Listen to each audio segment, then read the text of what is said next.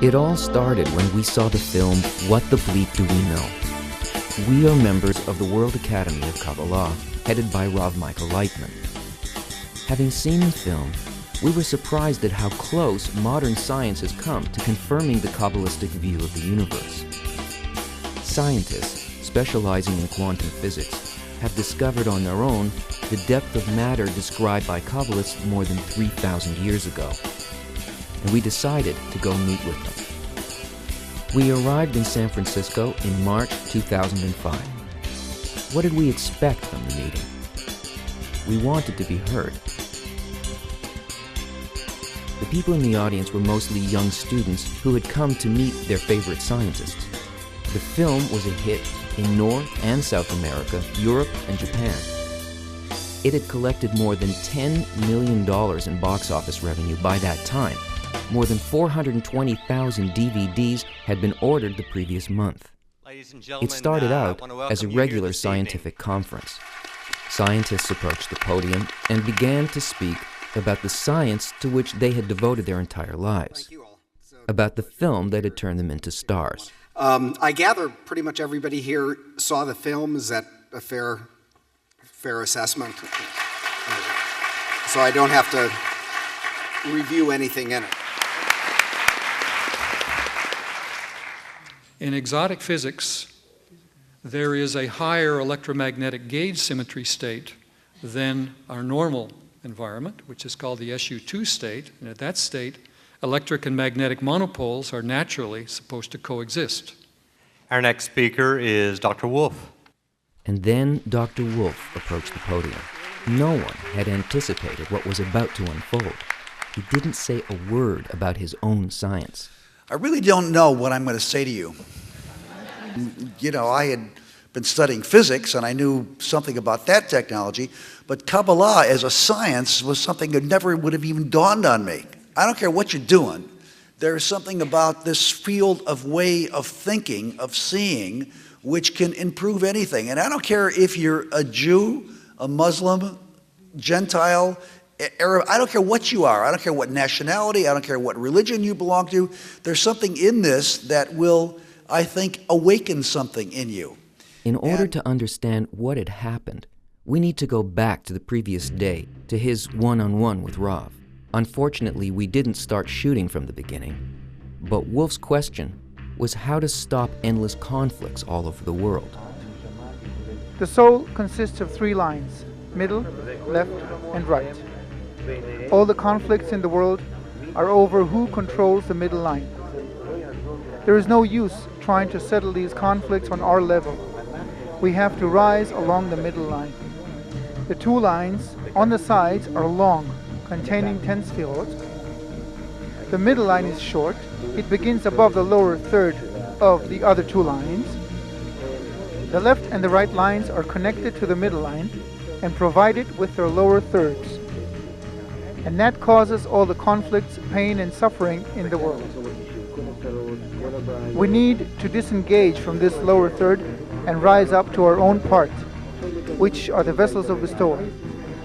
We can accomplish this only with the help of the upper light, the light of Kabbalah, the light that surrounds our souls, that enhances our vessels of bestowal, and that makes them stronger than the lower third. If we can transform ourselves this way, the same process will take place in all of humanity, in the billions of people that live today. I will give you the introduction to the book of Zohar today. This process is described there, starting from item 60. It tells us how we can change the entire world through inner transformation, because each person has a small world within him.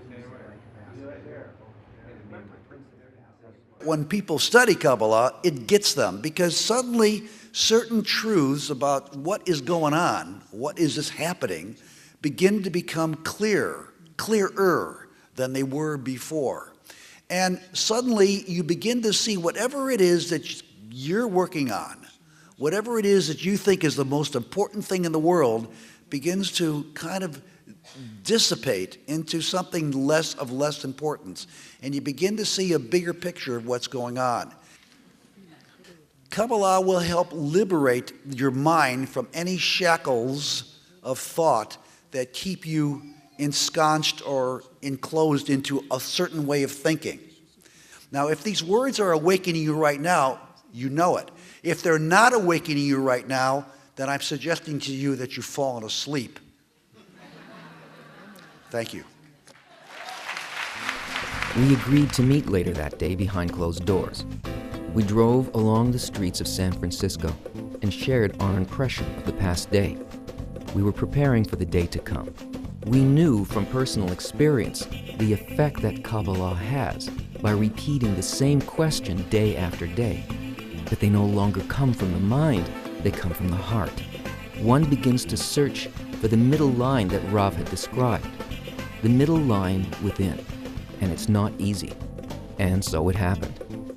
Barry, the American writer, wanted to start the discussion smoothly by the book, but instead he was confronted by Dr. Wolf's fiery personality. They're diverting this, so I'd like to stop you for a minute and just, are you a practitioner of this observings of the 6 or more senses? Can you talk about your experiences in that world?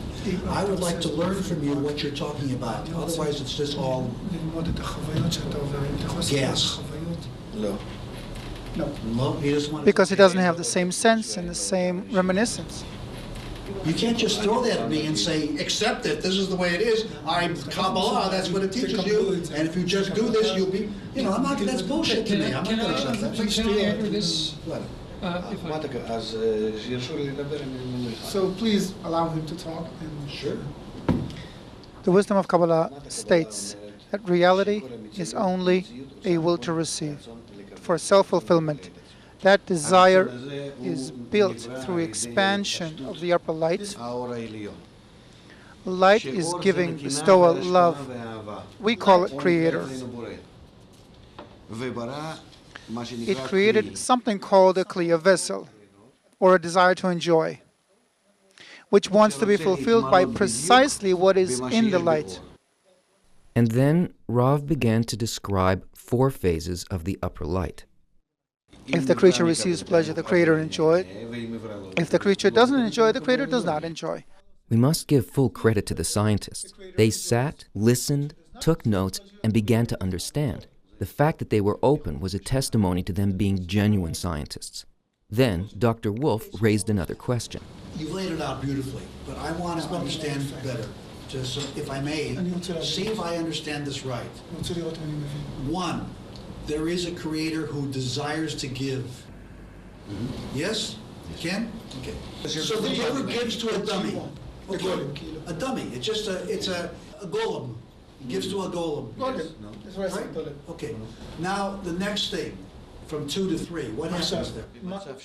In state 2, it begins to feel the giver itself, its nature. In stage 2, the golem is coming alive. Is that what's happening? And everybody joined in the discussion. It requires a threshold of light Dr. William Tiller. to spontaneously generate consciousness. Entrance of the light and its departure builds these impressions, these vibrations in the Kli, in the consciousness. Dr. Jeffrey Satanova. As it turned out, this was not his first encounter with Kabbalah. The Ramchal talks about the world having a deterministic and an indeterministic component, and also about some human beings just having no place whatsoever. I'm referencing that from his book, Derech Hashem. Ramchal was one of the greatest Kabbalists. Ramchal taught Kabbalah. He was thrown out of his city. He was boycotted. Derech Hashem, the path of God, is a path of 10 sfirot. The entire spiritual ladder is divided into 10 parts. Even the first part in this ladder is already above the barrier. A tornado swept over San Francisco that evening, but we didn't notice it. We felt that we were close to finding a common language, but there were clashes to come. back at the lecture.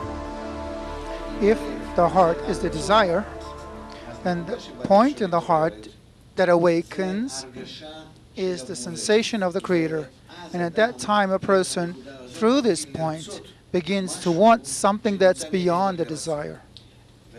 Such people, there aren't many in the world, but well, those who awaken, and they grow and they grow. Those people want to realize that point, but at the end of the day, everyone, in the end, all humanity, the billions of people, will have to come to the evolution of that point, and they'll have to reach the same level as the Creator Himself. And then Rav mentioned a topic that we now know is a touchy one. Because the Creator, because He's good, well, He created the creature with the sole intention of bringing it to the good. He must be a kind of a dumb creator. Stupid. Because all we've got here is a lot of real problems. In our desire to be like the Creator, we start killing each other. In our desire to be like the Creator, we create Hitler. It all comes from love and desire. There's no evil there. Hitler wasn't evil. He just loved his own God and his own desire. And, kill these other people because they're not worthy, right? So this is, what kind of God is this? Well, this must be a dumb God. Stupid God, in fact. Rav approached the board again and continued to explain. Our common soul is called Adam. It's that kli, that vessel that the Creator had created with our will to receive. And it's filled with the upper lights. Now within this body called Adam, there are all the parts connected like in one body harmoniously. Now this soul is broken. It falls into a degree which is called below the barrier, and at the barrier the spiritual sensation ends. Here below the barrier there are those, the same parts, but feeling that they're disconnected from each other. Now why the fall and the ascent back up? So that here we'll find how much we hate each other. That's the breaking. Everyone's egoism. Because of that, we'll understand why we need to willingly rise up back to unification. There were moments when we thought we'd have to pack up and leave. We had the sense of a total lack of communication. This is a glance back at one of our meetings. You seem to be presenting the Kabbalah as the truth, and it read like dogma. Be open to the fact that there are other powerful models. People come to me from every generation. They are so different. No one is limited. Anyone can begin to study and see how it works within them. That's not what we're saying. You're missing the point. You're missing the point. In physics, we had Newtonian mechanics. It was wonderful. It explained everything. And everybody believed it was right. And then came quantum physics. Now, people don't accept new things when they come in. The first thing they react is, hit it out, we don't want it. We don't want it. It's wrong. I have developed a model which I find is very useful in explaining it. I know I have not proven it. I know it is not the truth. It is a work in progress. It's a theory in progress. And it will take a long, long time to prove. Because they attain reality from below upward. How did he even know that? You make a statement like that. To me, that's arrogant. Still, despite it all, the scientists stayed on. They listened. They took notes. As scientists, they know that ultimately this is the only way to discover the truth. Once more at the lecture. Love, will, light, wisdom flows through one into the world, and that benefits the Creator. I'm afraid to tell you it is not so. Pourquoi? Because in order for us to be a hose for the light, we have to have the same properties as the light, because it all connects through a process of equivalence of form. Now, if you can take your desire to, first of all, discern what exactly it is, it's not some intentions or properties, it's a desire. You can begin to relate to the pleasure that comes to you, as it says here, by even 1%. If you begin to do that, you'll feel the Creator. Thus, lecture followed lecture. We've captured 10 hours of lectures on video. Videos of Rav explaining all of the wisdom of Kabbalah. We saw the city only through the car window on our way back and forth from the hotel. They tell us it's beautiful. Let's return to the lecture.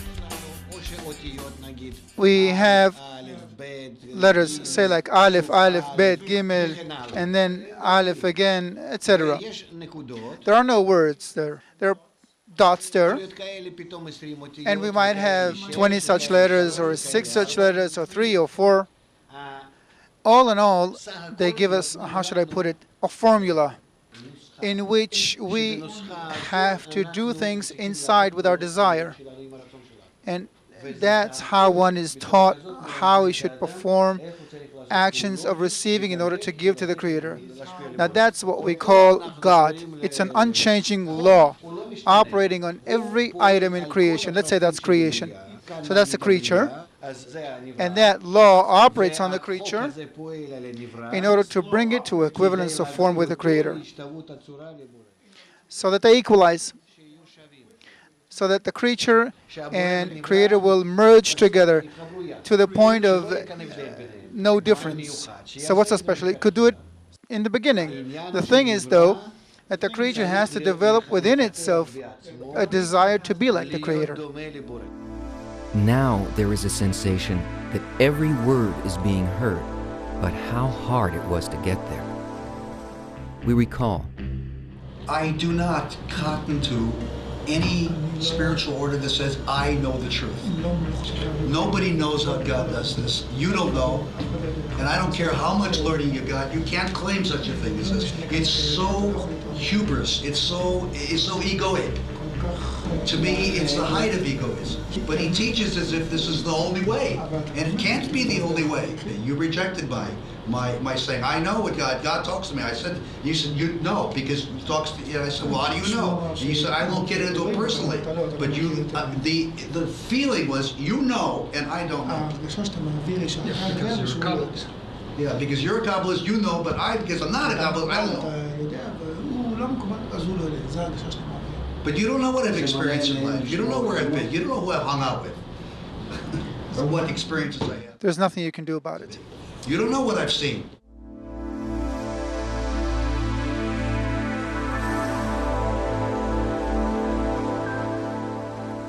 In our world, there's nothing that doesn't come down from the world Atzilut. The forces, the substance, actions, time, space, motion, everything possible.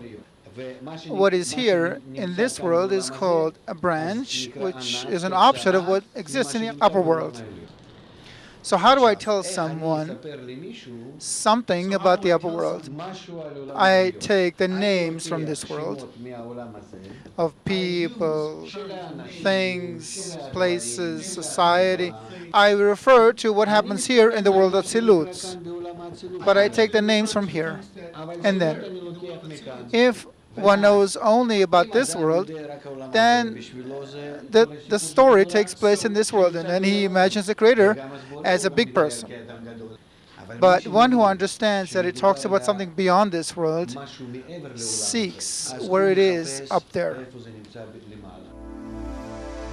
In Kabbalah, you never know when that moment will come, when all the pieces fall together. A major inversion takes place and it all begins to make sense.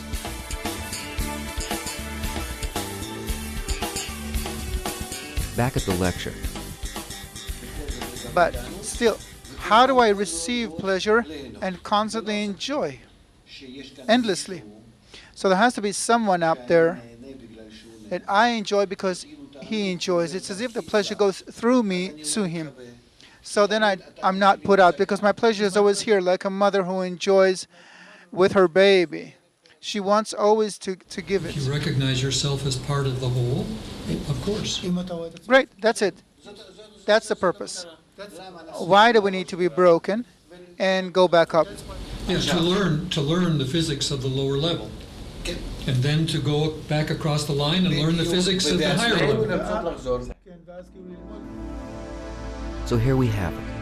Leading scientists who recognize the limits of their field meet Kabbalah, which tells them that in order to overcome that limit, they need to alter themselves, to change, and only then can they reveal a new world. And that's not easy to hear, not easy to accept. And yet they endured. But it was very hard.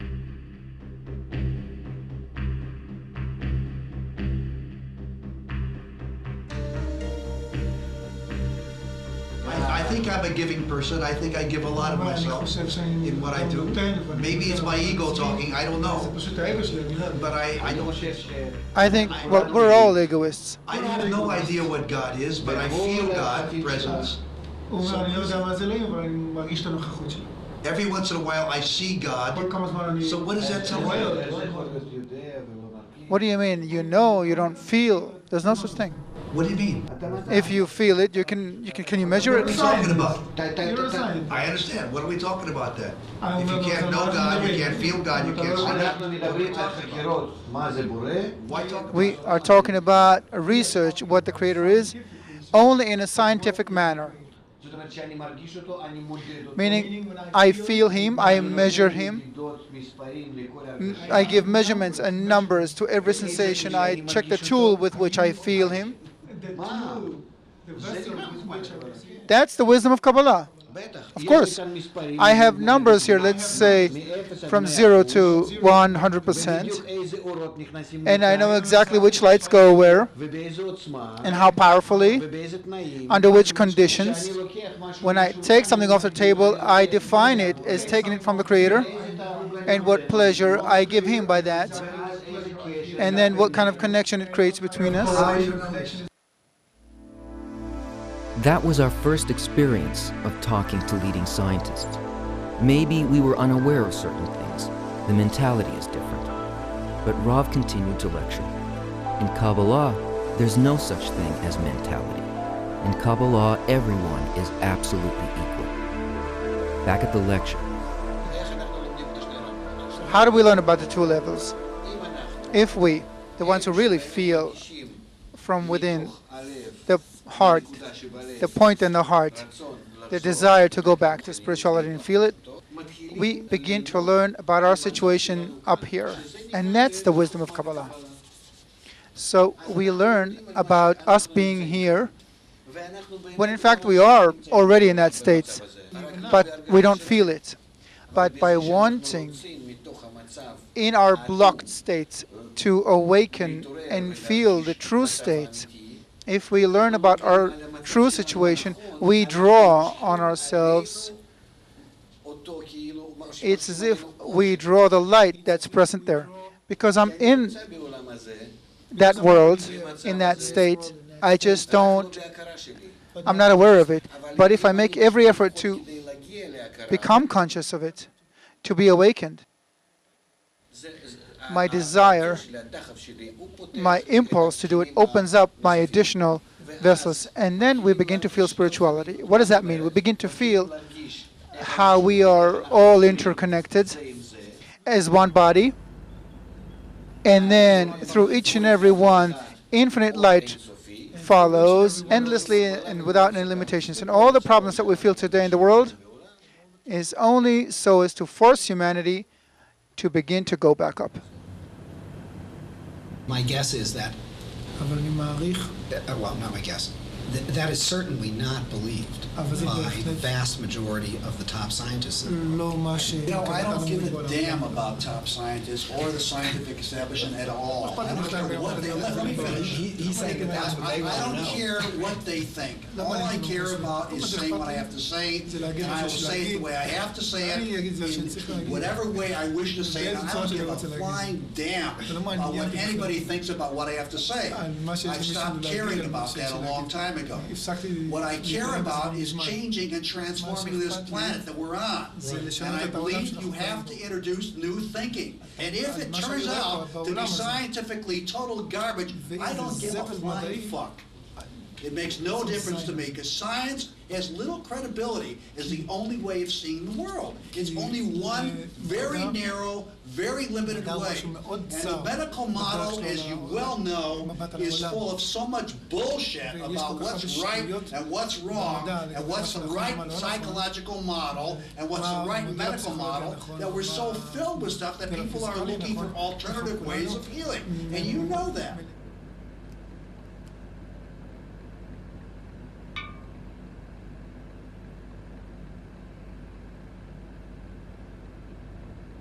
Clearly, you know your stuff. There's no question. And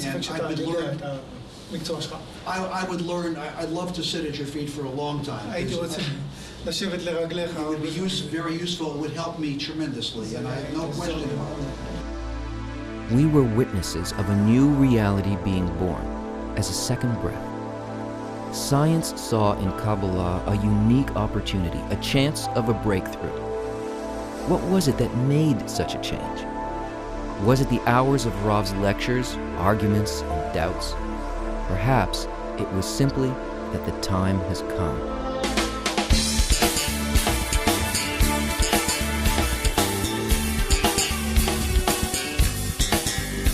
Indeed, Kabbalah does have an awful lot to say. I don't hear anything, I don't see anything, but I feel. What you know is really amazing, and I honor your teaching and your wisdom. So the whole phenomenon of Kabbalah kind of emerging out of its hiddenness and in a genuine form, as opposed to just fluff, I think is very fascinating and very valuable. All possible ways to awaken the people and have them work on themselves. I think it's the way to go. Because this is something that means a great deal to me, and because I have a very positive impression of this meeting, I'm certainly happy to help in any way that I can. I certainly can contribute ideas to the film, and I'd be happy to work with you on it, sure. As long as there's life and breath and limb within me, I'm willing to travel.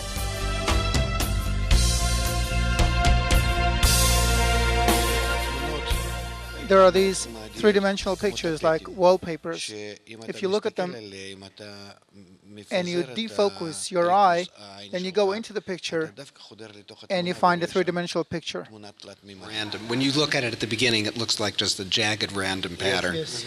And then after a while, you see a kind of flat 3D image emerge. But So these things. So what the wisdom of Kabbalah actually does is it helps you get that picture. It doesn't do anything new, actually. It just focuses and aims your attributes and everything in you in such a way that you begin to see into matter. Thank you very much.